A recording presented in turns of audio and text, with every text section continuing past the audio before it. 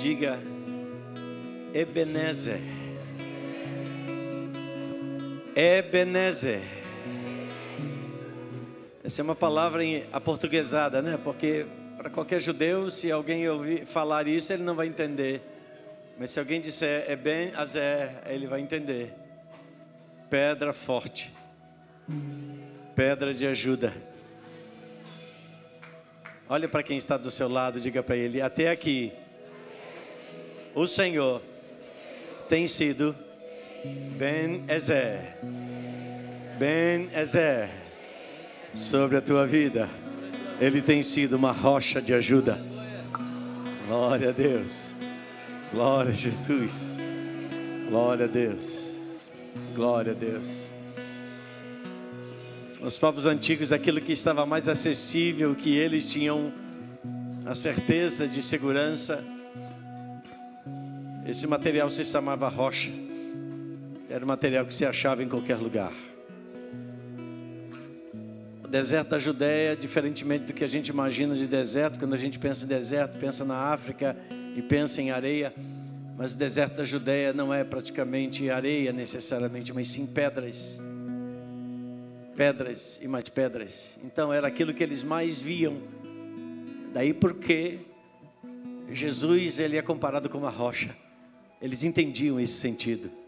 Talvez nós no Rio de Janeiro, diferentemente de quem mora no Planalto, que vê tudo plano, nós olhamos para o Rio de Janeiro e nós vemos os acidentes geográficos, né? A gente vê o Pão de Açúcar,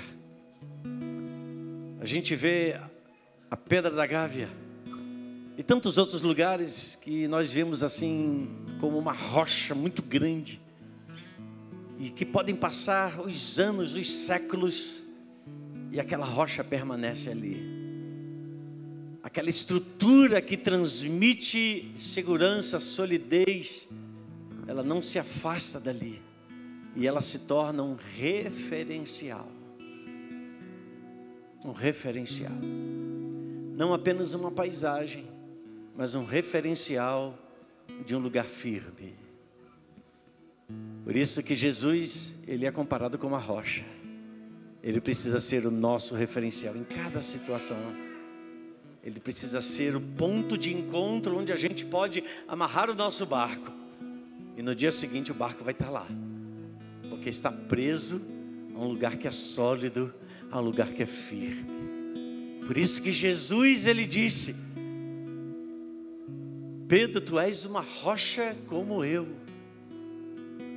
Porque rocha é a verdade é o que é firme, é o que é seguro. Quando Jesus falou a Pedro que ele seria um tipo semelhante a ele, Jesus estava dizendo para Pedro, como um dos discípulos, estava dizendo para qualquer um de nós: eu quero que você seja um referencial para pessoas que quando estiverem perdidas, vão olhar para o alto e vão ver a rocha, e eles vão poder dizer: sim, nós estamos perto, sim, a gente pode caminhar, a gente pode continuar a seguir naquela direção. Graças a Deus que ao longo deste ano, Ele foi a nossa rocha. Ele foi a nossa rocha.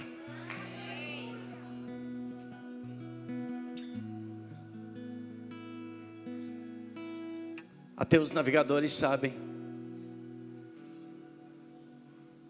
que eles precisam, no mar escuro,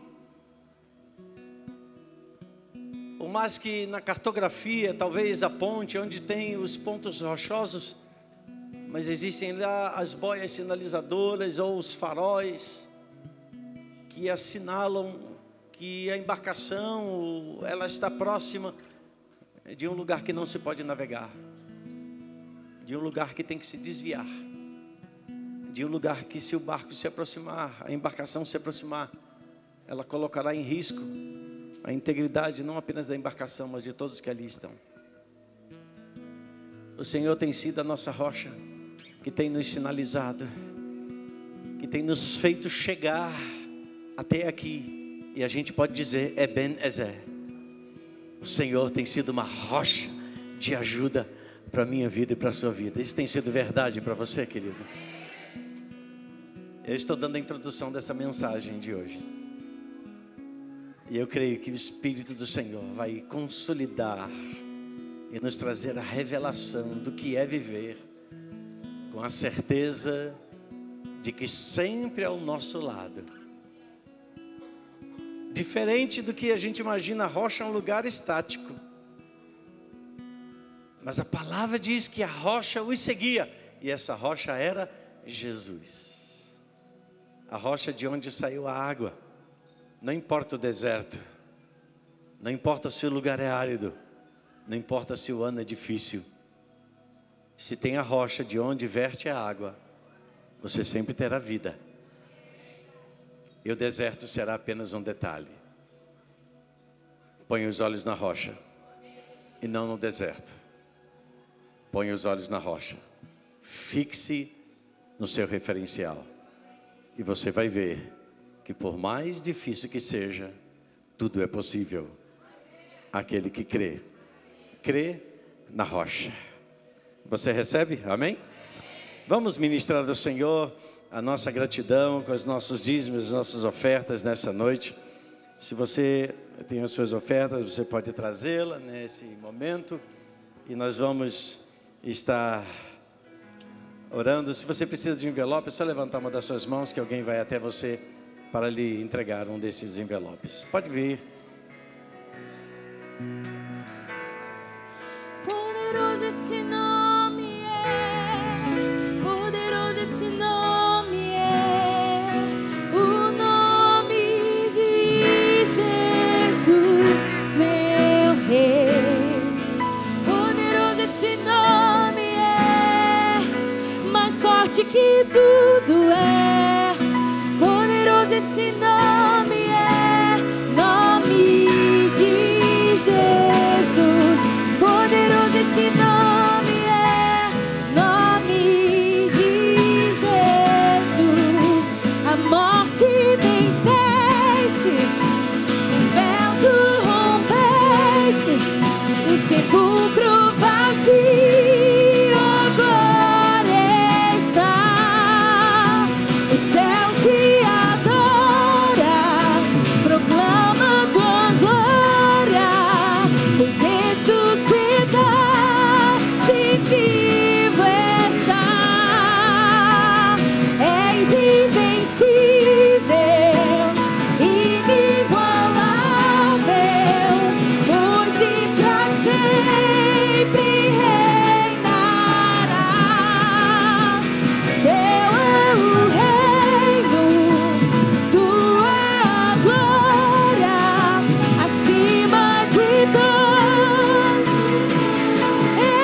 está.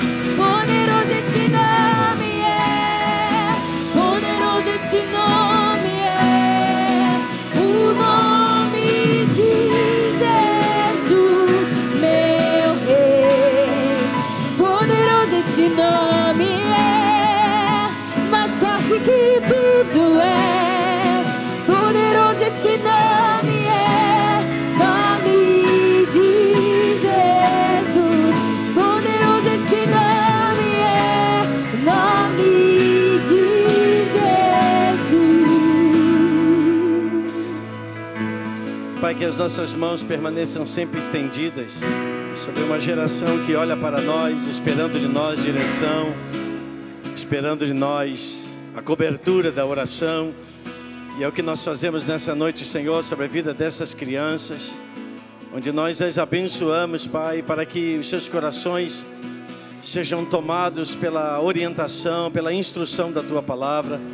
Pai, nós te rogamos, guarda, Senhor, os filhos dos nossos irmãos, dos nossos visitantes, Senhor, essas crianças, que elas sejam, Senhor, instrumentos nas Tuas mãos, que elas sejam, Senhor, a luz do Senhor nesse mundo.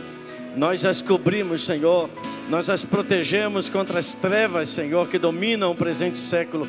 Nós as protegemos, Senhor, com as instruções e mentalidades, Senhor, deste mundo, que elas sejam guardadas, Pai, que a Tua Palavra, Senhor, permaneça viva como um fogo aceso nos seus corações. Nós oramos por suas famílias, nós oramos por elas, Nós oramos por todos quantos, Senhor, de alguma forma estão conectados à vida destas crianças e abençoamos em o nome de Jesus. Abençoamos. Amém e amém. Glória a Deus. Vamos lá, criança. Tome seu lugar, irmãos.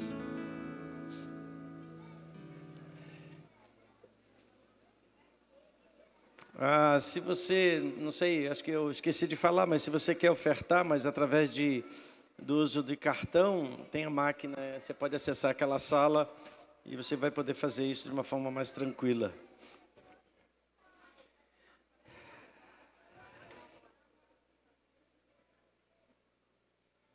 Glórias. E aí, gente, muita rabanada? Muito pernil? Chester?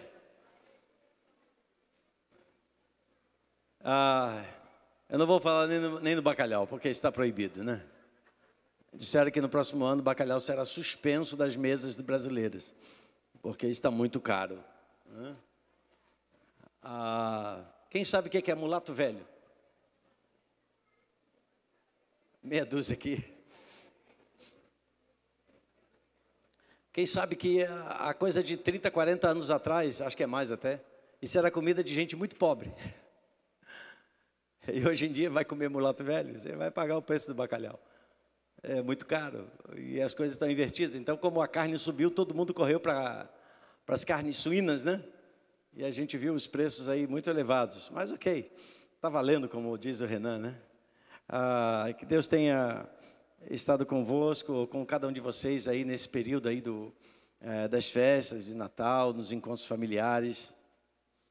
Há muitos irmãos que estão viajando, aproveitando as férias escolares também e se juntando com as suas famílias. Estava vendo aqui, falando um pouco antes com Daniel, ele juntou a sua família aí na semana passada, né? Semana passada e juntou lá umas 20 pessoas, né? Vocês foram aí para uma cidade aí de São Paulo e puderam estar ali juntos. Isso é muito legal, juntar as famílias. Eu esse ano não tive essa oportunidade de juntar a família da parte dos meus irmãos, mas a nossa família a gente conseguiu razoavelmente juntar, né? Faltou Neise, que Neise está lá em Corbã e aí já teve que dividir um pouquinho com a pastora Claudete, principalmente por esses momentos agora que são muito recentes, né, da perda do seu esposo, o pastor Gaspar. E por isso eles estiveram juntos, a gente não pôde estar junto nesse tempo de festa. Mas amém. Só lembrando, né, claro que está todo mundo ligado, que no próxima terça-feira agora, é o último dia do ano, dia 31/12, e a gente, uau, o ano passou muito rápido. Sim ou não, gente? Passou muito rápido, né? É claro que as 24 horas desse dia de hoje são as mesmas 24 horas de 100 anos atrás. A questão é que as nossas atividades cada dia são mais intensas e o tempo corre debaixo dos nossos pés. Mas amém, chegamos aí ao final do ano e nós estaremos juntos aqui no dia 31, a partir das 20 horas, das 20 até no máximo as 22 horas. Eu escutei assim, oba! Tá. E nesse dia 31, como é o nosso costume, nós teremos a proclamação da nossa declaração profética para o ano de 2020, na verdade, não apenas do ano de 2020, para o começo de uma década, né? Uma nova década está diante de nós. Né? Passamos a década desde o ano 2010, né? Até então 2019, e estamos avançando, e você vai percebendo que você está ficando mais velho mesmo, não tem como, né? Cada vez menos a gente vê pessoas colocando, hoje eu estou fazendo 22 anos, 21 anos, a gente só vê pessoas dizendo, eu estou fazendo 34, eu estou fazendo 48, né? Parece que as pessoas estão ficando muito mais velhas. Mas, enfim, nessa próxima terça-feira, Pediria que você estivesse, não é entrar o ano com o pé direito, né? Mas separar esse dia para a gente estar juntos, para entrarmos juntos numa proclamação, não apenas aqui, mas uma proclamação que vai reverberar não apenas aqui, mas também sobre a sua vida, sobre a sua casa, sobre tudo que envolve você. Eu creio que haverá a ação dessa regência da voz de Deus ao longo desse ano de 2020, esse ano que se aproxima. E nós, como já falei, vamos iniciar às 20 horas. Você, ao entrar, quando chegar aqui, você terá bem aqui à frente da entrada da porta uma mesa com um material, e você vai pegar um desses materiais, né, uma peça só, e vai ficar com ela. No momento certo a gente vai construir aquilo que o Espírito de Deus está falando ao meu coração para que a gente venha fazer no próximo dia 31. Então não falte, senão a sua parte vai ficar lá, não é? E ela tem que vir para cá, ela tem que sair de lá para cá, e é você que vai transportar. Mas o que será isso, apóstolo? Bom, venha estar aqui juntos, né? Será um ato profético poderoso, e um marco que Deus quer gerar e construir na nossa vida. Próxima terça-feira, dia 31 de dezembro, então, às 20 horas, aqui, assim como também vai acontecer lá em Santa Cruz, e também em Guaratiba. Queria que você abrisse a sua Bíblia. 1 Samuel, no capítulo 7. Na verdade, desde domingo passado, as emissoras de televisão começaram, né, a mostrar aquelas programações, as chamadas retrospectivas, né? Retrospectivas de 2019. E aí, né, cada emissora vai e pegou as mais importantes acontecimentos ao longo do ano que a gente está encerrando. E muitas coisas aconteceram, e a retrospectiva ela é feita por segmento: esporte, sociedade, pessoas que morreram, e, enfim, por aí vai. E é uma junção de muitas informações que a gente simplesmente traz à memória, né? Aqueles que viram, eu via só alguns pedaços de uma reprise que aconteceu, mas que são todas elas informações que já passaram. São realidades que já foram superadas, já aconteceram. Mas eu não conheço nenhum programa que inicia o ano dizendo assim, perspectivas para 2020. Não tem. Ninguém faz isso. As emissoras não fazem isso. Os jornais não fazem isso. Ou se fazem é uma coisa muito, muito pequena, quase que passa desapercebido. Mas, se falando do passado, no que diz respeito, então, retrospectiva, ele é bem considerável, mas perspectivas, não. E essa noite eu tenho boas notícias, porque o Senhor tem perspectivas muito boas para cada um de nós. E a gente precisa entender os movimentos de Deus e saber construir, a partir das nossas retrospectivas, gerar, pelo Espírito de Deus em nós, as perspectivas. Muita gente vai estar lá no dia 31, para o dia 1º, lá em Copacabana, por exemplo, que é o lugar principal aqui do Rio de Janeiro. Vão estar juntas lá na praia de Copacabana para a passagem do ano. Muitos vão lá para ver os fogos de artifício. Alguém já foi lá? Eu nunca fui, gente. Tenho 64 anos, nunca fui. Por quê? Porque eu estava aqui. Alguém já foi? Sério? Alguém já foi para ver? O negócio é legal mesmo ou é show? Rapaz, até o baiano já foi, eu não fui, olha só. Ele passou à minha frente. Eu nunca fui, porque, sei lá, eu tenho uma dificuldade com multidão. Quando eu vejo muita aglomeração assim, ainda mais uma aglomeração tão mista, né? Enfim, E as pessoas vão para lá e levam bebida. A gente só vê o dia seguinte, né? O dia seguinte, aquele monte de gente esparramada pela praia, garrafas para tudo quanto é lado, sujeira, toneladas e toneladas de sujeira que é retirada daquele lugar. Mas as pessoas vão para lá, é claro que há eu diria, um euforismo, né? Uma euforia de completar de um ano, mas como se fosse quase que um descarrego, né? De um ano de dificuldades que passaram e esperando, né? Que algo aconteça melhor nesses próximos dias que vão chegar, que é o ano de 2020. Só que toda aquela euforia, todo aquele alvoroço, ele dura apenas poucos segundos.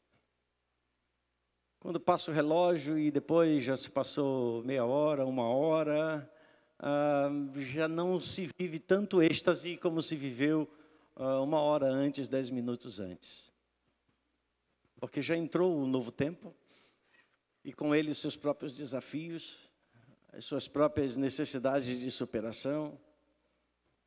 E não necessariamente nada muda, de uma forma geral, na vida das pessoas, senão apenas a data do calendário. Mas eu quero nessa noite dizer com bastante certeza dentro do meu coração: nem olhos viram, nem ouvidos ouviram, nem jamais penetrou em coração humano o que Deus tem preparado para aqueles que o amam. É para os filhos. É para os filhos.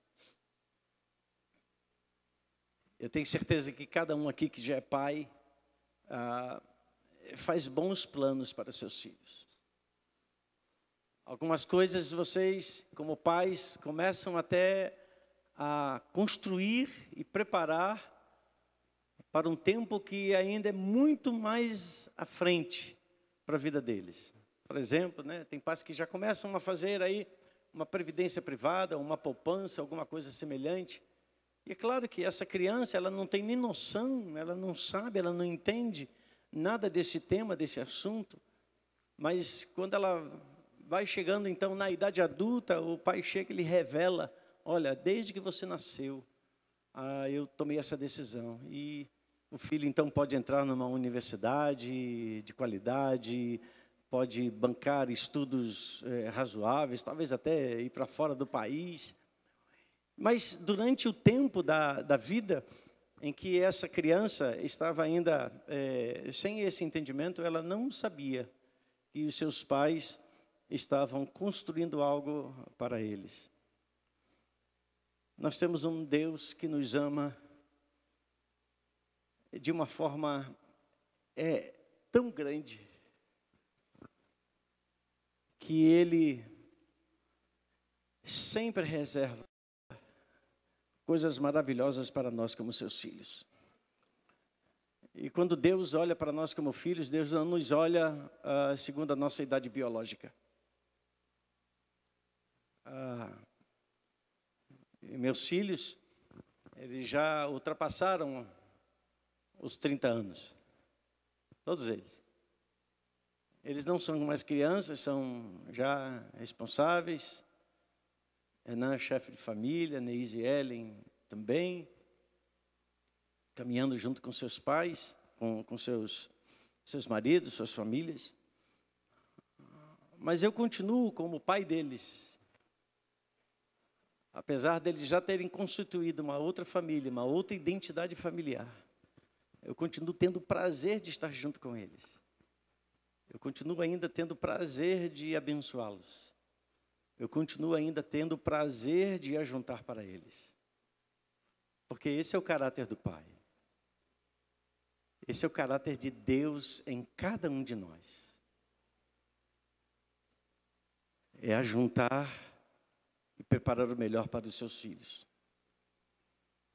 E se há alguma coisa que dói no coração de um pai, eu estou falando do pai e a mãe, obviamente, é quando vê o seu filho sofrendo.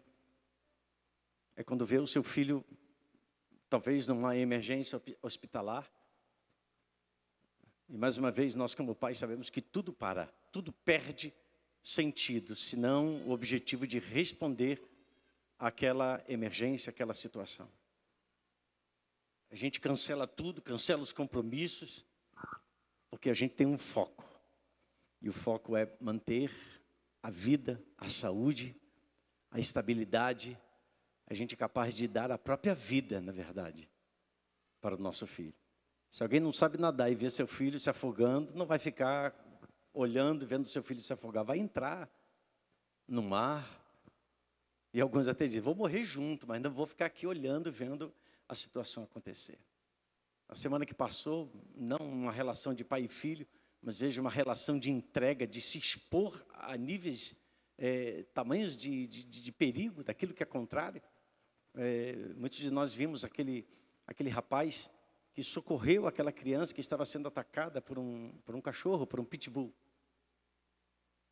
Paralelo a isso, naquela mesma semana, um menino foi pegar uma pipa, parece que caiu num terreno, e quando ele entrou naquele terreno, era um terreno grande, e estavam lá 6 ou 7 cachorros, né? Pitbulls, bulldogs, e sei lá, esses cachorros mais bravos.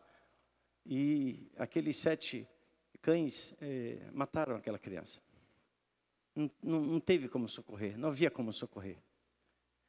Mas ao contrário, aquele rapaz expôs a sua vida e expôs a sua integridade para salvar uma criança que era uma vizinha sua, um vizinho seu.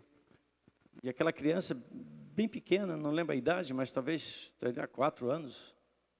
E aquele homem expôs a sua vida, lutando contra aquele animal feroz, salvando aquela criança. Ele se doou, ele se entregou, ele expôs a sua vida simplesmente por um ato de defesa de quem está numa posição inferior. Deus olha para cada um de nós e sabe que, por mais que nós sejamos filhos de Deus, nós estamos, ou temos, ou possuímos muitas limitações na nossa vida. Há muitas coisas que nós gostaríamos de dar resposta, mas nós não temos o que responder. Nós gostaríamos de mudar as circunstâncias, mas nós não temos como mudar. Porque está além da nossa capacidade, está além da nossa intervenção.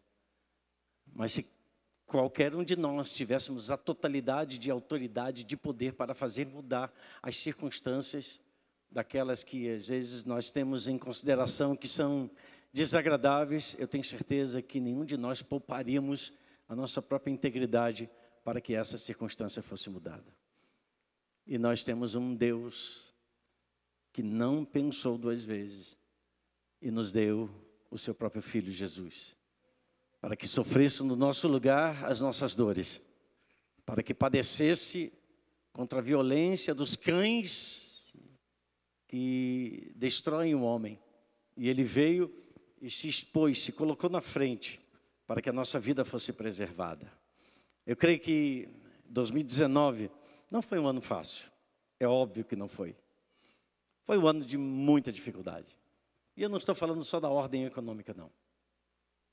A gente sabe que a economia é algo, a economia familiar é algo que traz uma regência de muitos ambientes da nossa casa, da nossa família. E quando esse ambiente é atingido de uma forma mais forte, como por exemplo o desemprego, isso gera uma instabilidade, isso gera incertezas. Mas a gente sabe que não é só isso que são as circunstâncias contrárias. Há muitas circunstâncias que elas não são externas, elas são internas. São as circunstâncias das pressões dos nossos anseios não correspondidos. As pressões da nossa própria existência de vida, porque viver é uma pressão. A gente é pressionado a cada segundo da nossa vida. Desde o momento que nós nascemos, a vida, ela como que ela faz projetos contrários. E a sobrevivência, ela é resultado de uma autodeterminação muito grande do indivíduo, do ser humano. Mas muito mais ainda, quando nós temos e sabemos que temos ao nosso lado um Deus que não dorme, que não fecha os olhos, que mantém os seus olhos sobre nós, que não permite que sejamos tentados além das nossas circunstâncias, além das nossas forças. E eu sei Você sabe que houveram algumas circunstâncias que talvez você, em algum momento, se não falou, pensou: onde está Deus? Será que Deus não está ouvindo a minha oração? Será que Deus esqueceu de mim? Por que Deus está permitindo que isso aconteça? Como se houvesse um ser maior que estivesse controlando o nosso sofrimento, no sentido de nos fazer padecer. Deus não tem prazer no padecimento dos seus filhos, a sua palavra diz. Ele não tem prazer nem sequer na morte do pecador. Antes deseja que ele se arrependa e que ele se volte o mais rápido possível para ele. Mas nós passamos, repita isso comigo, nós passamos. E hoje nós estamos aqui juntos e nós podemos dizer: Ebenezer, enfim. Até aqui, como está nas nossas Bíblias, até aqui nos ajudou o Senhor. Ebenezer, mas olha, foi Ebenezer. Olha, mas você não sabe, Ebenezer. Talvez se nós tivéssemos que fazer um filme da retrospectiva de 2019 da nossa vida, a gente teria momentos assim que você talvez nem gostasse de lembrar. E outros momentos que você gostaria que fosse o painel principal do filme. Mas seja nos momentos maus, ou seja nos momentos bons, a presença e a mão de Deus nunca se afastou de nós. E nunca Deus permitiu que sofrêssemos além da nossa capacidade de suportar. Porque, gente, vamos ser honestos. A gente não quer sofrer e não é plano de Deus que a gente sofra. Eu digo sofrimento, aqueles momentos que você não tem, vamos dizer assim, como recorrer a outras coisas, senão na sua confiança em Deus. Mas a sua confiança em Deus é também um processo de sofrimento. Porque você sofre na confiança. Jesus, quando estava lá no Getsemane, eu volto lá para 1 Samuel 7. Jesus, quando estava no Getsemane, e ele fala com os discípulos um pouco antes: olha, fiquem comigo, orem junto comigo. É a primeira vez na história de Jesus que ele pede ajuda para homens. E ele pede ajuda no sentido, me ajudem a suportar esse momento. E aquele momento era o momento que definiria para onde Jesus iria. Se ele iria para a cruz ou não. Gente, o Cristo que encarnou, e a palavra encarnar significa ele se fazer como um de nós. É ele se sentir traído. Como é que você se sente quando é traído? É ele se sentir abandonado. Como é que você se sentiu quando pessoas esqueceram de você? É ele se sentir confundido, ou seja, blasfemado, ou sendo mal falado, não tendo nenhuma culpa naquilo que falavam mal sobre ele. Isso tudo faz nos sofrer. Mas aquele momento, o momento lá do Getsemane, foi o momento que Jesus estava diante da desistência. Porque não existe outra explicação para aquilo que ele disse, orando ao Pai: Pai, se possível, passa de mim esse cálice. O que é isso? Desistir, sim ou não? Jesus estava antevendo, e não apenas os sofrimentos que ele já estaria por sofrer naqueles, vamos dizer assim, horas finais, que culminou na sua morte, mas ele já estava sofrendo, porque ele diz: a minha alma está triste até a morte. Eu não sei, nós nos desconhecemos para a gente poder definir o que é uma angústia até a morte. Eu acho que eu nunca passei por isso. Eu não sei se você já passou. Uma angústia até a morte. Não é pelo outro, mas é algo por você mesmo. E era o momento de Jesus, era um momento difícil. Era o momento do fim da trajetória, e o momento do fim da trajetória estava montando um painel muito complicado, onde a sua oração foi: Pai, se possível, passa de mim esse cálice. Se possível, eu desisto. Eu não aguento mais, porque ali está a humanidade de Jesus. Ali estava, porque Ele iria morrer pelos nossos pecados, Ele ia morrer pelas nossas dores. E os profetas falavam a respeito desse momento, dizendo que agradou ao Senhor moê-lo. E o sentido de moer é esse moer não apenas fisicamente, porque feridas físicas, elas podem cicatrizar. Mas as feridas da alma, elas não são cicatrizadas de um dia para a noite. Elas podem permanecer tempos e tempos. E era isso a qual Jesus estava exposto. Mas Ele disse: todavia, não seja como eu quero, mas sim como tu queres. E o querer de Deus prevaleceu no querer de Jesus. E Ele se anulou e se permitiu ser aperfeiçoado para que nós fôssemos agora, hoje, perfeitos também nele. Ele sofreu o sofrimento limite que nós não poderíamos sofrer, não seríamos capazes de sofrer. Até porque se sofrêssemos e morrêssemos, seria em vão. Porque iríamos apenas receber a resposta do nosso próprio pecado. Mas Ele estava sofrendo tudo isso, não tendo cometido nenhum pecado, não tendo cometido nenhuma falta. Ele se colocou no nosso lugar. Ele se pôs à nossa frente. Ele suportou as dores, para que hoje, nesse dia, no dia 29 de dezembro do ano de 2019, às 20 horas e 16 minutos, a gente pudesse dizer: até aqui nos ajudou o Senhor. Então, se há uma retrospectiva que a gente precisa fazer, é a retrospectiva do amor com que Deus tem nos amado. É a gente revalorizar aquilo que talvez seja hoje, para muitos, apenas um conhecimento de uma escritura.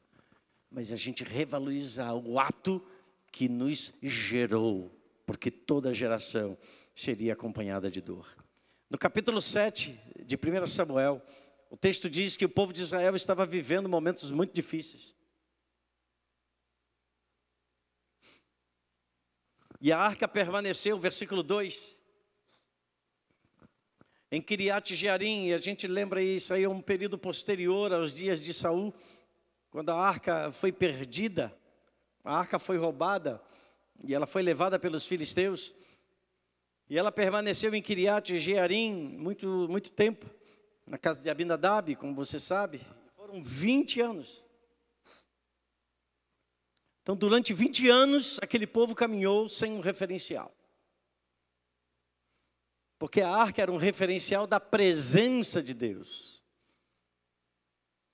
A gente, à medida que gera práticas e hábitos, a ausência desses hábitos nos faz falta. É perfeitamente lícito, né? Num período de férias, você se afastar, ficar 2 semanas, 15 dias. Mas isso é a minha impressão, a impressão que eu tenho. Para mim, parece que quando eu estou ausente um domingo, parece que se criou um buraco. Um espaço maior do que as minhas pernas podem superar. Não por religiosidade, mas porque eu amo estar aqui. Eu amo estar junto, porque nesse lugar, nesse ambiente, é nessa atmosfera que Deus libera bênçãos. Que nem sempre a gente imagina que foi motivada por isso. Mas não importa, ainda que a gente não saiba o que Deus tem a fazer, Ele vai fazer e Ele faz. Mesmo que eu não saiba o que provocou isso. Mas quando eu sei, mais ainda, o que provoca isso, alegrei-me quando me disseram: vamos à casa do Senhor. porque eu sei o resultado disso. Não apenas pelo resultado, mas o meu amor por ele. Então, a ausência desse referencial estava presente sobre Israel durante 20 anos. 20 anos. 20 anos. E todo o povo de Israel buscava o Senhor com súplicas, porque eles estavam sofrendo, eles estavam passando por momentos difíceis. E Samuel dizia a toda a nação de Israel: se vocês querem voltar-se para o Senhor de todo o coração, livrem-se então dos deuses estrangeiros e das imagens de Astarote, consagrem-se ao Senhor e prestem culto somente a Ele, e Ele os libertará das mãos dos filisteus. Então, versículo 3 nos explica aquilo que está dito na parte primeira, na parte seguinte do versículo 2. Por que o povo estava clamando? Porque eles estavam passando por pressão, uma pressão por um inimigo terrível que eram os filisteus, implacáveis. Eles não eram nada misericordiosos. E o versículo 4 diz que os israelitas se livraram dos Baalins. Eles tomaram uma posição diante daquilo que eles ouviram de Samuel como profeta, e aqui nesse tempo, então, Samuel é um dos juízes de Israel. Apesar de Samuel não estar elencado no livro de Juízes, ele é um dos juízes de Israel. E ele disse, está escrito, então os israelitas se livraram dos Baalins e dos postes sagrados e começaram a prestar culto somente ao Senhor. E Samuel prosseguiu: reúnam todo o Israel em Mispá, e eu intercederei ao Senhor a favor de vocês. Repita esse versículo, por favor, em voz alta. 1, 2, 3.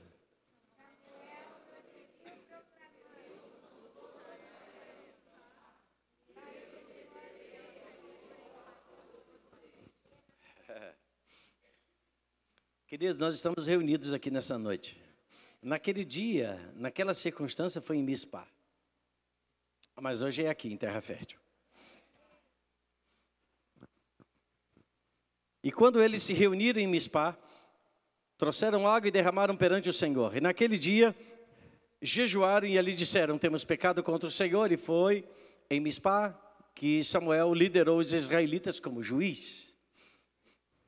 Quando os filisteus, perceba do versículo 5, a transição que existe do versículo 5 para o versículo 7. Samuel está dentro de Israel, os filisteus estão fora das regiões de Israel, mas eram inimigos muito próximos. Mas esses inimigos, os filisteus, estavam atentos aos movimentos dos filhos de Deus, do povo de Israel. E a Bíblia diz que eles souberam, diga, eles souberam. Quem soube? Os inimigos. Os inimigos souberam que os filhos de Israel estavam juntos. O inimigo sabe muito mais do que o povo dos filhos de Deus, que eles são incomparavelmente mais fortes quando estão juntos.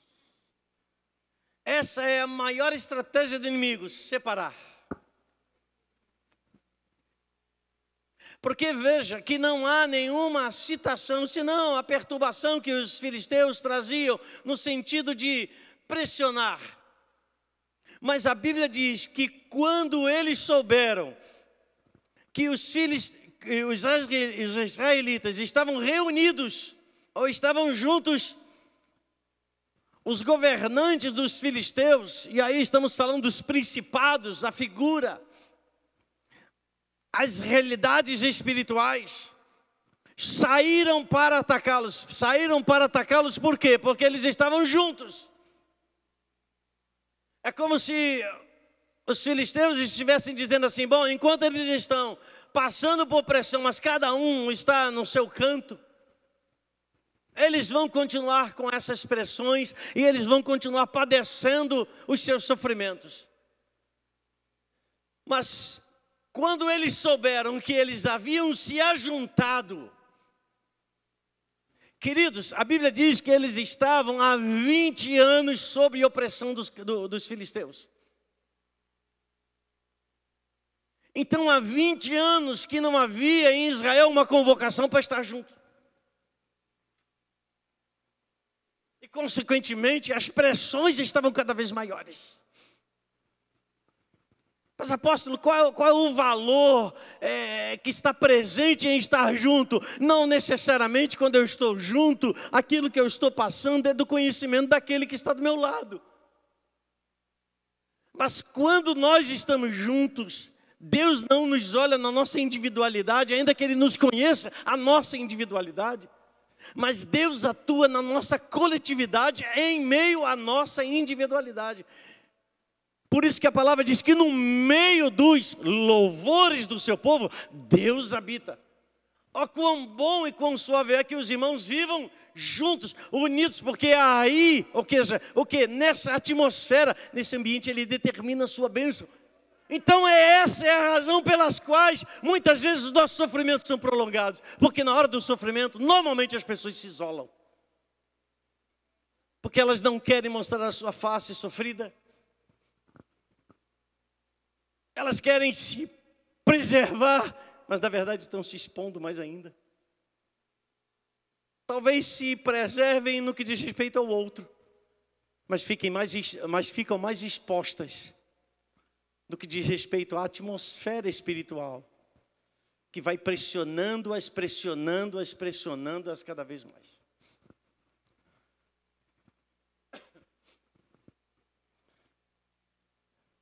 Os filisteus souberam.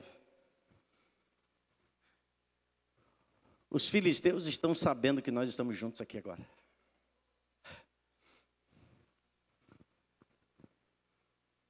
E saíram para atacá-los. E quando os israelitas souberam disso, ficaram com medo. Eles pensaram assim, de novo. A gente vai ser atacado. De novo a gente vai ser pressionado. E eles disseram para Samuel, não pares de clamar. Não pares de clamar por nós, ao Senhor nosso Deus, para que nos salve das mãos dos filisteus. Samuel estava no meio deles. E a palavra do povo foi, não pare de interceder por nós. Querido 2020, Deus vai fazer uma revolução intercessória na sua vida.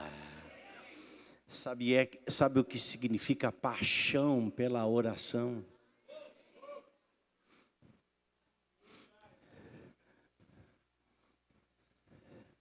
Você diz, mas apóstolo, eu sou meio ruim para orar, porque eu vou orar, eu fico 2 minutos, parece que eu já estou há meio século orando. Fica tranquilo. Você vai aprender nesse ano a orar como nunca antes você imaginou que você poderia orar.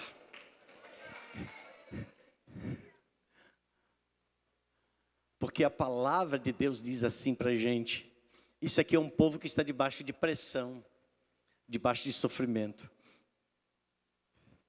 E eles dizem para Samuel, Samuel, por favor, não pare de interceder por nós. Não pare de clamar ao Senhor por nós, para que o Senhor nos salve das mãos dos filisteus. Então Samuel pegou um cordeiro ainda não desmamado e o ofereceu inteiro como holocausto ao Senhor. O que Samuel fez? Ele sacrificou a Deus. E clamou ao Senhor em favor de Israel. No final do versículo 9 diz o quê?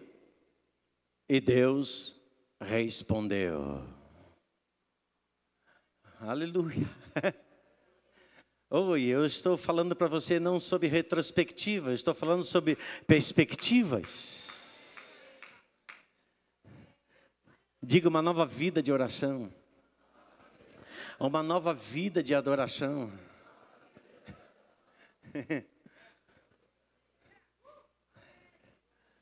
Oh, a atmosfera vai mudar. Tem um cântico que diz assim, né? A atmosfera já mudou. Por aí vai. Né? Esse é um... Como é que é? Spoiler, né? Estou dando um spoiler para vocês.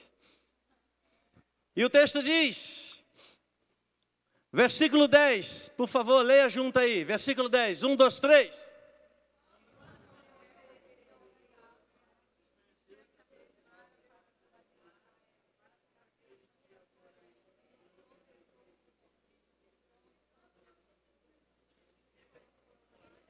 Não desista, gente.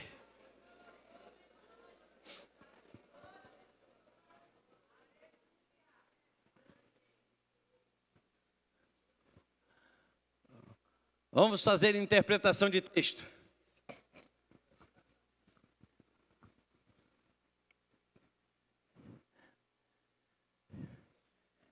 A primeira palavra que está aqui no verso 10 é enquanto. Que é uma palavra sinônima para enquanto.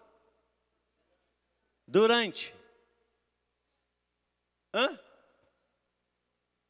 No momento.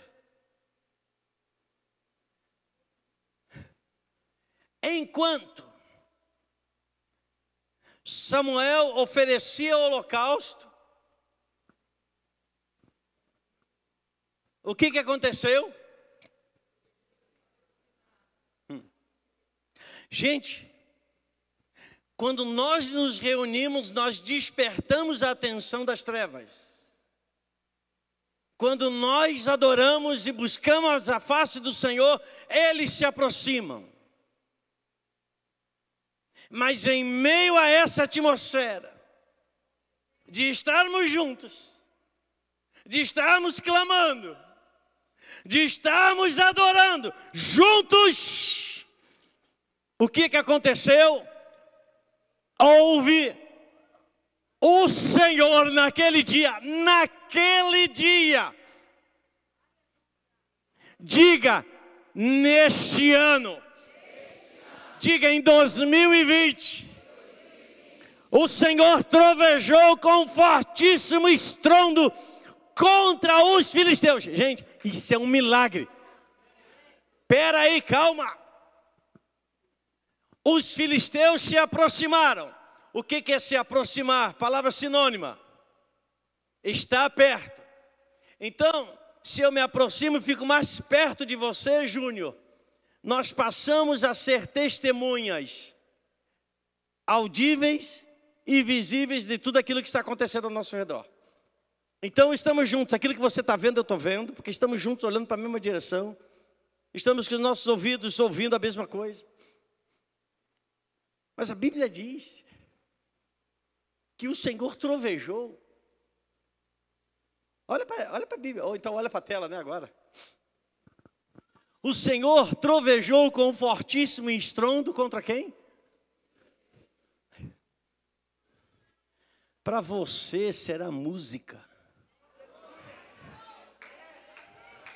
A mesma voz de Deus, Regina, que para nós é música, para os inimigos é tumulto, é confusão, é um estrondo.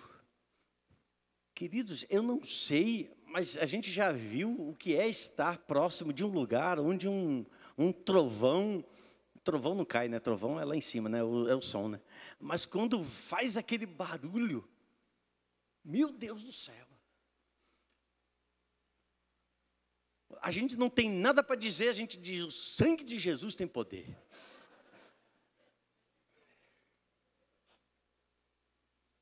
Porque, olha, é um lugar, é um momento que, se você estava com fome, você perde a fome. Se você ia a algum lugar, você muda de direção, porque aquele som te paralisa. Foi isso que Deus fez, Deus paralisou. Deus paralisou aqueles homens. Deus vai paralisar os teus adversários. Mas você tem que se ajuntar, sacrificar, louvar, orar e Deus mesmo é Ele. A Bíblia não diz que Samuel orou para que o Senhor trovejasse. A Bíblia não diz que Samuel orou pedindo para que Deus fizesse isso ou aquilo outro. Deus conhece os meus e os seus limites. E Deus também estabeleceu limites aos seus inimigos, que são também os nossos inimigos. E naquele momento era Deus dizendo aos filisteus: não passem de onde vocês estão. Não toquem nos meus ungidos. Por quê? Porque eles estão me adorando. Eles estão buscando a minha face. Eles estão juntos. E quando isso acontece, a palavra do Senhor nos afirma e nos garante que a presença de Deus põe em fuga os nossos adversários. A Bíblia diz que os soldados de Israel saíram de Mispá. Eles estavam antes atemorizados, cheios de medo, sem saber o que seria, o que viria mais à frente. Eles estavam antes atemorizados, mas agora eles estão cheios de coragem. Perspectivas do ano de 2020 não será um ano que mana leite e mel, gente. Até porque aquilo que é fácil a gente não dá valor. A gente dá valor àquilo que a gente conquista. Quando o Senhor diz: do suor do teu rosto comerás, feliz serás. Do suor, do esforço, da determinação, do acordar cada manhã, ir para o seu trabalho, ir para a escola, enfim, fazer as suas atividades como você está acostumado a fazer. Veja isso como bênção de Deus, como favor de Deus. Alguém já disse: quer matar um homem, tire dele o trabalho. Tira dele o trabalho. Põe esse homem em casa, sem fazer nada. Ele vai dizer, no primeiro momento ele vai dizer: agora sim. Daqui a pouco ele vai começar a revirar para fazer alguma coisa. Até porque você, mulher, vai ser a primeira, vai dizer para ele: arruma alguma coisa para fazer.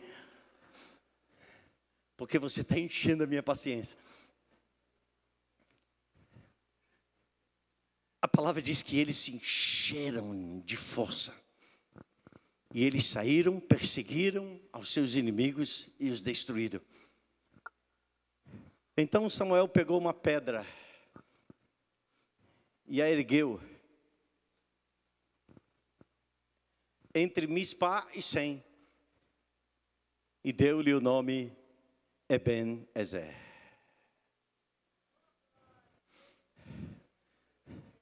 Samuel é a figura de um juiz de Israel, mas a figura de Samuel, ela também se conecta à figura de um profeta. Ele surge em Israel como profeta. Depois ele acumula as funções de juiz, como um governante, vamos dizer assim, como um conselheiro da nação de Israel. E como profeta, ele pega uma pedra.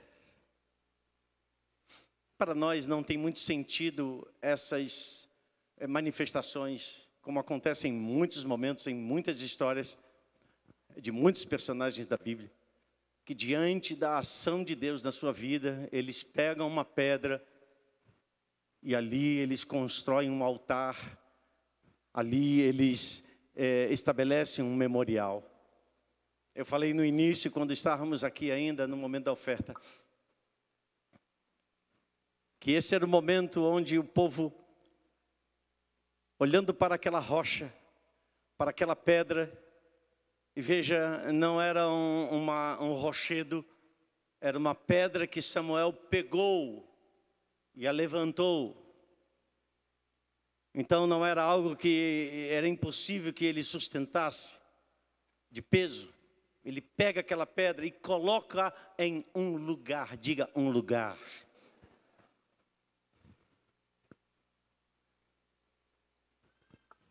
Nós vamos profetizar aqui no dia 31.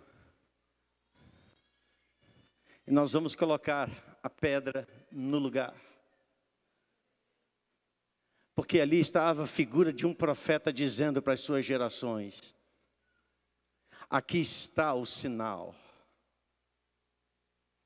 de um Deus que fez para nós como povo.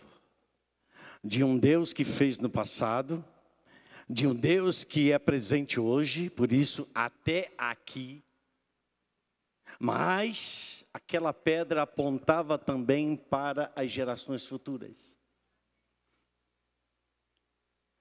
Tudo que nós fazemos, nós precisamos ter o entendimento e discernimento como povo de Deus. Nós não fazemos apenas para nós mesmos e para o nosso tempo.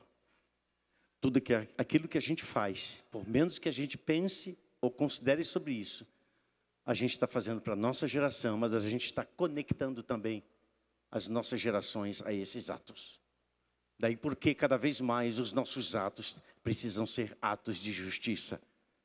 Atos que Deus seja glorificado, para que as gerações futuras, essa era a intenção de Samuel, para que as gerações futuras, quando olhassem para aquele lugar, elas recordassem, elas reconhecessem, e em terceiro lugar, elas tivessem a revelação,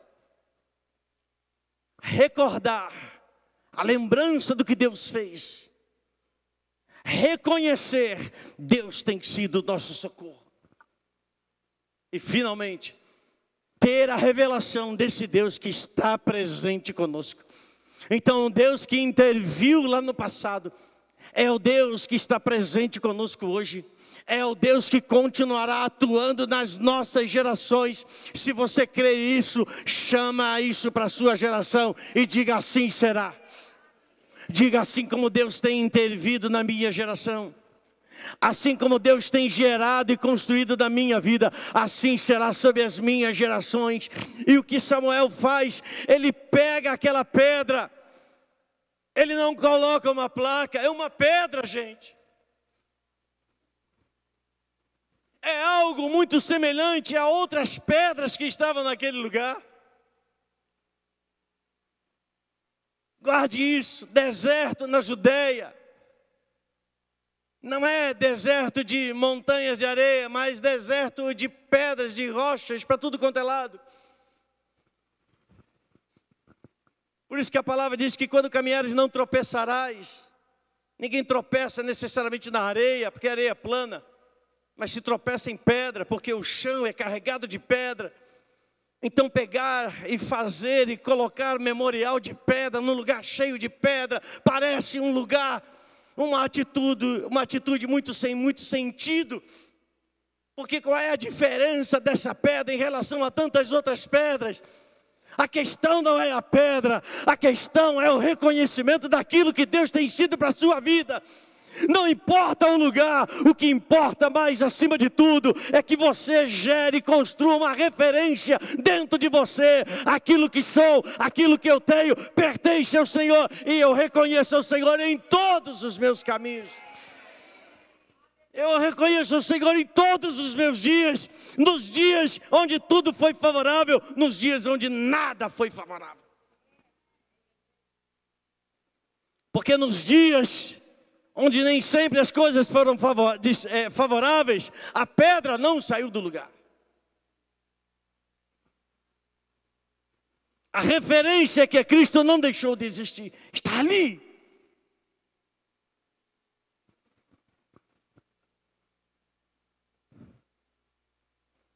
Jesus disse: no mundo vocês terão aflições. Ele não estava falando isso apenas para nós, ele estava falando daquilo que ele mesmo viveu.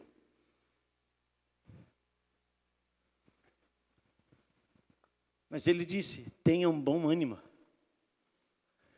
Olhem como Deus olha para vocês. Há momentos que parece que não sei, acho que não vai dar. Acho que eu não vou conseguir. Acho que está além das minhas forças. Depois que a gente passa, e o principal não é passar pelas dificuldades, mas é a gente conseguir aprender com elas. Porque a gente pode passar pelas dificuldades e vir novamente uma outra, e vir uma outra, e vir uma outra, e vir uma outra, e a gente não consegue aprender. E a gente não consegue superar e entrar em outros níveis.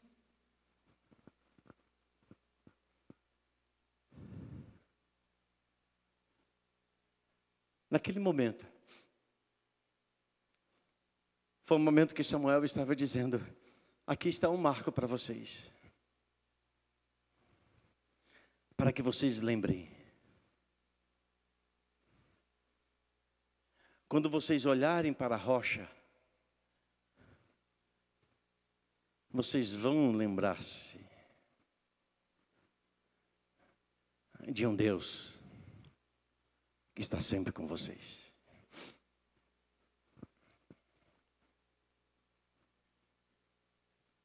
Pare para refletir um pouco.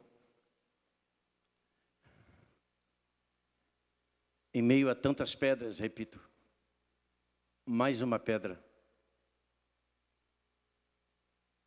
não faz diferença nenhuma.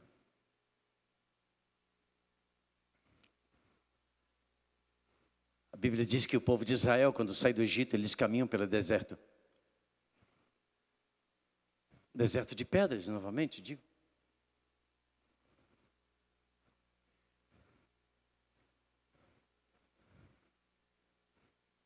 E a palavra do Senhor diz que quando o povo tem sede, Deus diz para Moisés: Moisés, fere a rocha, toca na rocha com o teu cajado. E Moisés tocou numa pedra.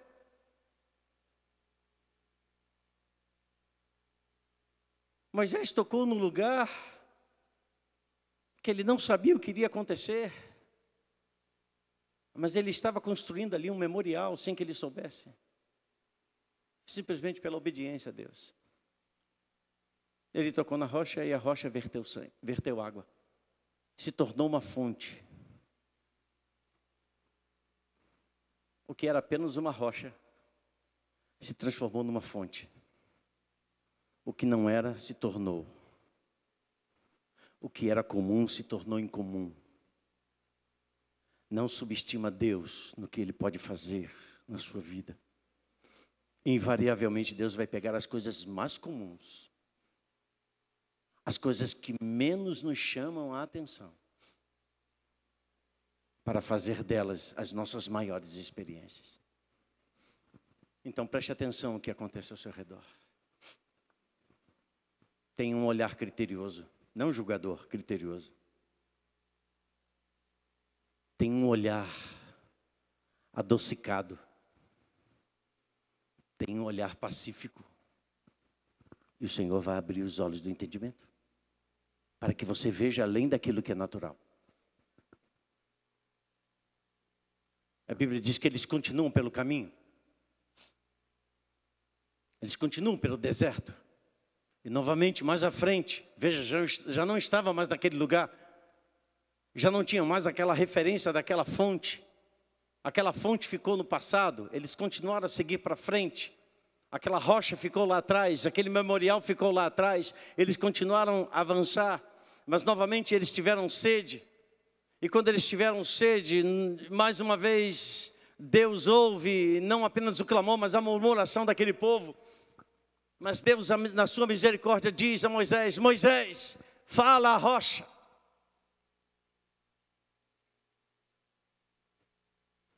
Era para Moisés falar à rocha, não tocar na rocha. Porque aquela rocha era muito mais representativa do que um mineral.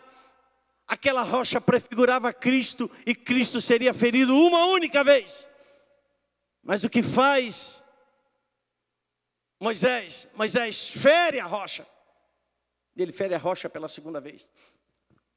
E esse detalhe custou a Moisés a entrada na terra de Canaã. Olhe para seu irmão e diga para ele: a sua vida é feita de detalhes. Como já dizia um cantor, detalhes tão pequenos de nós dois. Detalhes. Detalhes. Seja observador dos detalhes.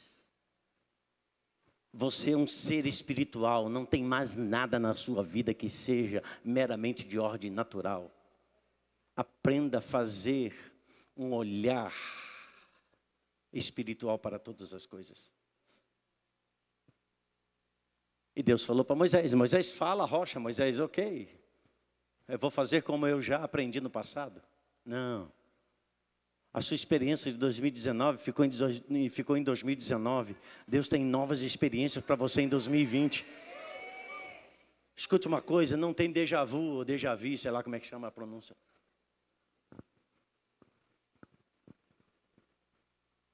Engraçado, estou vivendo a mesma experiência que eu vivi, parece que algum tempo atrás, é a mesma cena. Tem alguns até que dizem, isso é reencarnação.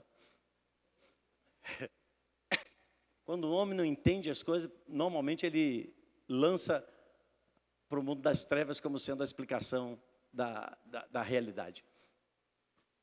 Aquela rocha já estava num outro lugar. Já não era a mesma rocha, era um outro lugar, uma outra circunstância. Mas o Deus era o mesmo. Alô? O Deus é o mesmo. Por isso que Deus diz, Samuel, põe essa rocha, faz um memorial, para que ela sirva, primeiro, de recordação daquilo que eu fiz no passado. Para que você considere que eu sou presente hoje, mas para que você olhe e projete na sua vida. E projete para a vida das suas gerações. Coisas maravilhosas Deus vai fazer ainda.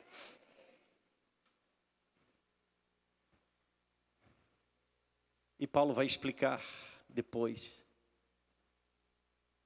que aquele mineral, aquela rocha, que sempre foi rocha e nunca deixou de ser rocha, mineral, era uma figura profética de Jesus que acompanhava cada passo daquele povo pelo deserto. Eu quero proclamar sobre a sua vida, meu amado, que não apenas você verá no sentido de perceber a presença da rocha ao seu lado, mas essa rocha vai jorrar muita água para que tudo naquilo que existe na sua vida viva. Sem água não há vida. Por isso que Jesus ele é comparado com uma fonte de águas, para que haja vida. E onde houver vida, você vai poder dizer, Ebenezer. E hoje eu digo, Ebenezer, até aqui me tem ajudado o Senhor. Mas eu digo que o Ebenezer de até aqui é o mesmo Ebenezer que estará ali, que estará acolá, que onde eu for, Ele estará presente para se manifestar na minha vida e na sua vida. Se você crê, diga, eu creio e recebo. Diga nesta noite, eu quero declarar, Ebenezer, meu Deus, é uma rocha forte. Fica de pé, querido, por favor. Glória a Deus. Glória a Deus.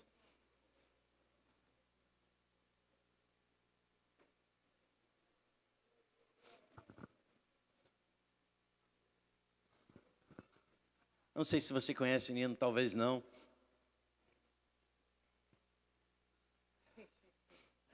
Quem mandou ser tecladista? Se não tem, a gente vai à capela aqui hoje.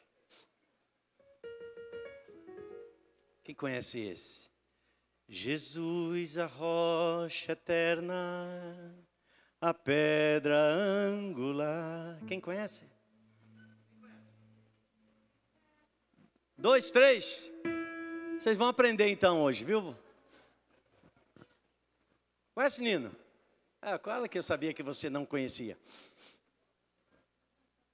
Vamos lá, Eli. Pega o microfone aí, Eli. Cavassa? Isso aí é antigão, rapaz. Isso aí é dos tempos de Abraão. Olha lá, até os cabelos já foram. Olha lá, Cavassa, vamos ensinar para essa turma aí. Flashback. Para mim é sol menor com...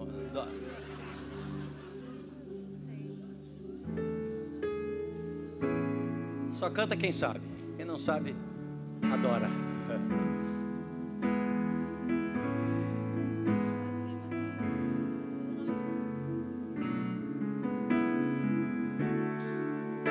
Vamos lá? Jesus, a rocha eterna. Jesus, a rocha eterna, a pedra angular. Vamos lá, Benjamin. Que os poderes do inferno não puderam derrotar. Jesus, a vida eterna, deixou glória e poder como sacrifício vivo, por nós veio morrer. Mas a morte e o inferno não puderam derrotar, pois havia um plano eterno que o fez ressuscitar. E por isso toda glória, toda honra e louvor sejam dadas a Jesus, nosso amado Salvador.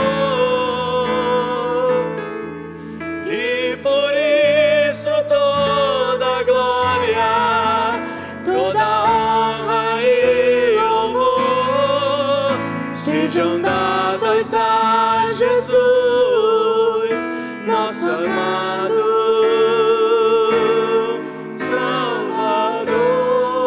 Salvador. Quem nunca ouviu essa? Quem nunca ouviu? Nunca? Poxa, a gente acabou de cantar aqui agora, mas tá bom. Vamos mais forte aqui, né? Mais alto. Conseguiu achar a letra aí, filha? Jesus, Mais ou a rocha menos? eterna. Ajuda lá os universitários aí. Vamos lá, Priscila. Tá hora de brilhar, Priscila. Normalmente abre assim, Google, G-O-O.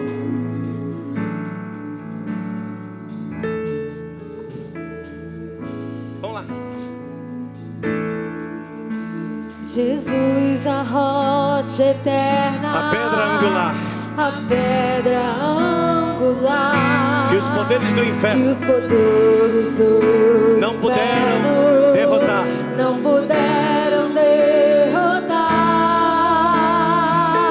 Jesus, a vida eterna, Jesus, a vida eterna, deixou glória e poder, deixou glória como sacrifício e poder, eterno, como sacrifício por nós veio morrer.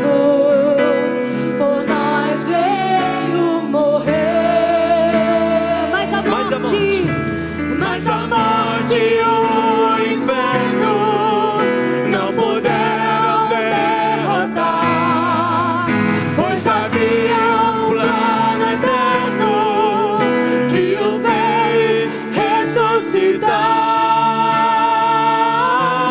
E por isso toda glória, toda honra e louvor sejam dados a Jesus, nosso amado Salvador. E por isso toda glória, toda honra e louvor sejam dados a Jesus, nosso amado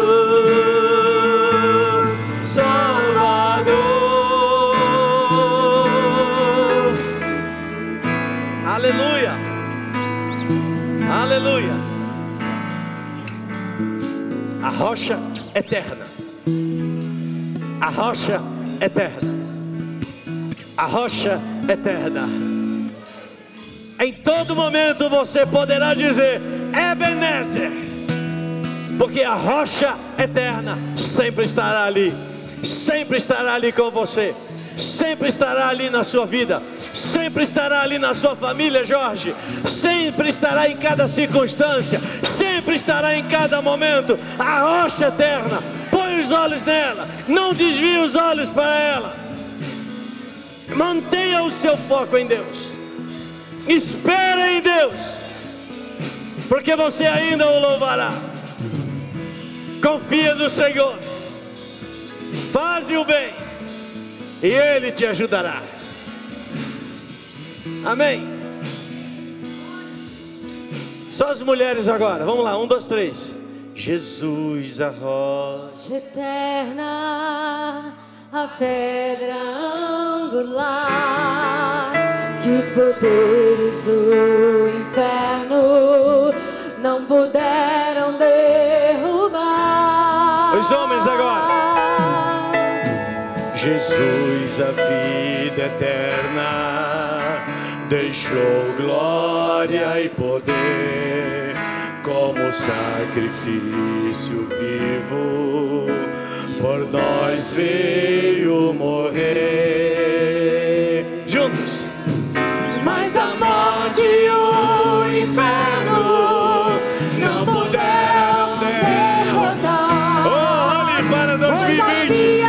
Um plano eterno que o fez ressuscitar. Erga suas mãos e diga: e por isso toda glória, toda honra e louvor Sejam dados a Jesus, nosso amado Salvador. E por isso toda glória, toda honra e louvor Sejam dados a Jesus, nosso amado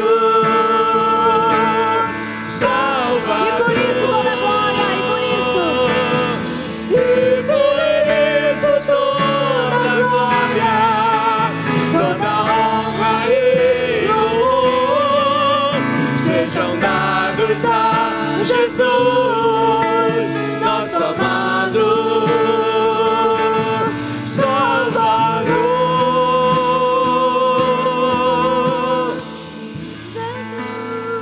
Oh! Olha!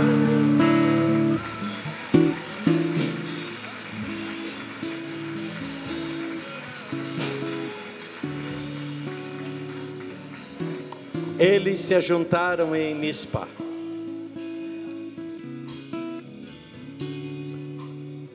Eles oraram em Mispa. Eles sacrificaram, adoraram em Mispa.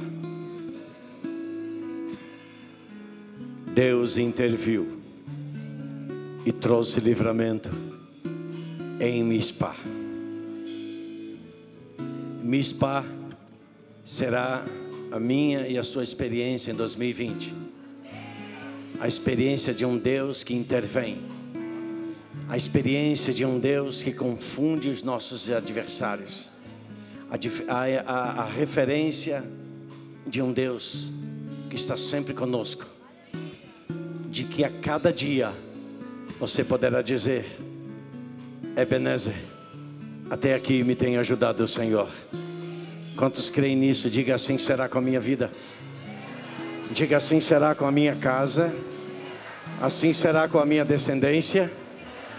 Diga: sempre haverá a rocha como referência.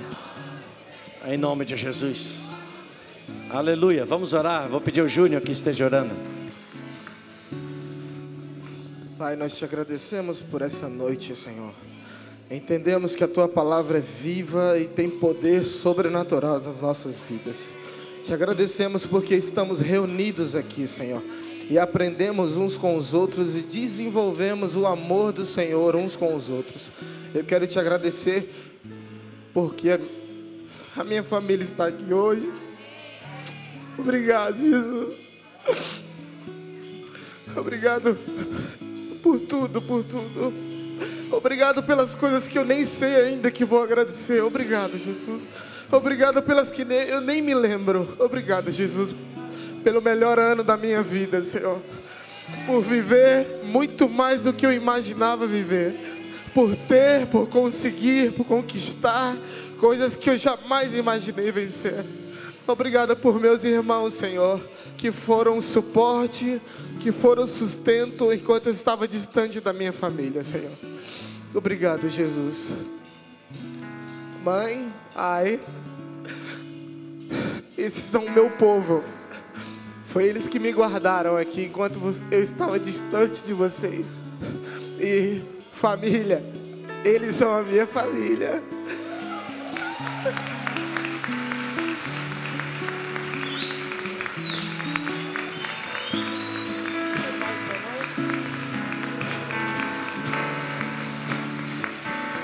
Deus abençoe a casa. Quem conhece o filho, conhece o pai, né?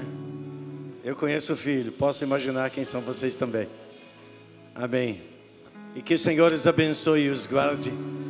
Que o Senhor levante o seu rosto sobre cada um de vocês e tenha compaixão de vocês.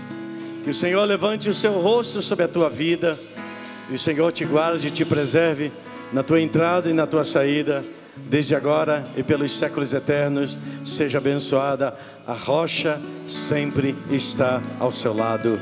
Deus abençoe. Shalom, vá em paz. Até terça-feira às 20 horas.